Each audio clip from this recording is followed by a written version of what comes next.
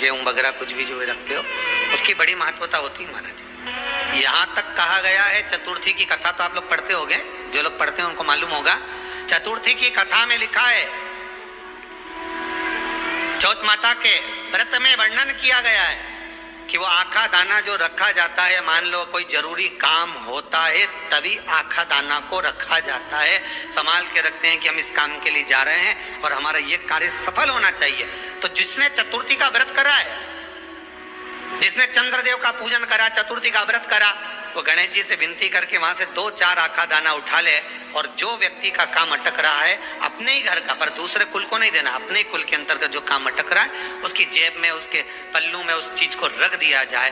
तो चतुर्थी जो अगली आती है, जैसे आप महीने की करते हो तो महीने की, और आप जैसे करते हो कि 4 अलग बड़ी बड़ी चतुर्थी करते हो तो उसके अनुसार आपका कार्य सिद्ध होता ही है। उस आखे दाने का इतना महत्व होता है क्योंकि चतुर्थी का व्रत करने वाली माता जब व्रत करती है तो स्वयं चतुर्थी की कथा में लिखा हुआ है कि पार्वती जी गणेश जी से चतुर्थी की कथा बचवाती।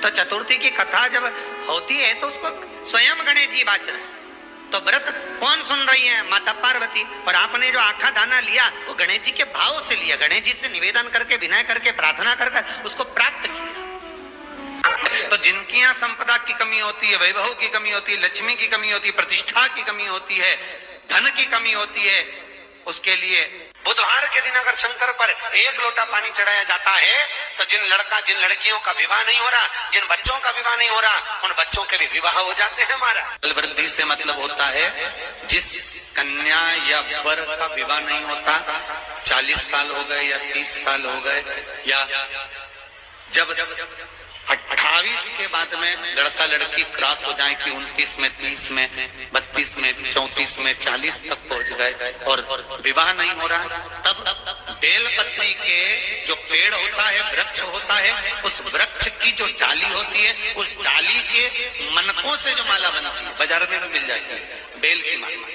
उस माला को भगवान शंकर को समर्पित कर बेलपत्री के वृक्ष के नीचे बैठ कर भगवान शंकर का पंचाक्षर मंत्र का जाप करना है। कौन सा मंत्र है?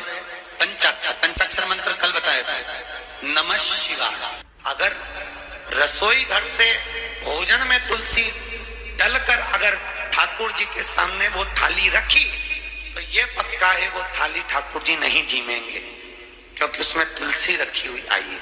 हाँ, जब ठाकुर जी के सामने थाली रखा गई और तुमने थाली रखने के बाद में मंदिर के सामने बैठ के फिर तुलसी डाली तो ठाकुर जी उसको स्वीकार कर लेते हैं। क्यों? क्योंकि 33 करोड़ देवी देवता एक जगह पर विराजमान हैं। जब हम थाली रखते हैं प्रथम देव उस भाग को ग्रहण कर ले। जब तक तुलसी डालते हैं प्रथम देव अपनी दृष्टि हटा लेते हैं। समय होता है, एक टाइम होता है, एक पल होता है, एक घड़ी होती है कि गणेश जी महाराज हमारे घर में आ गए।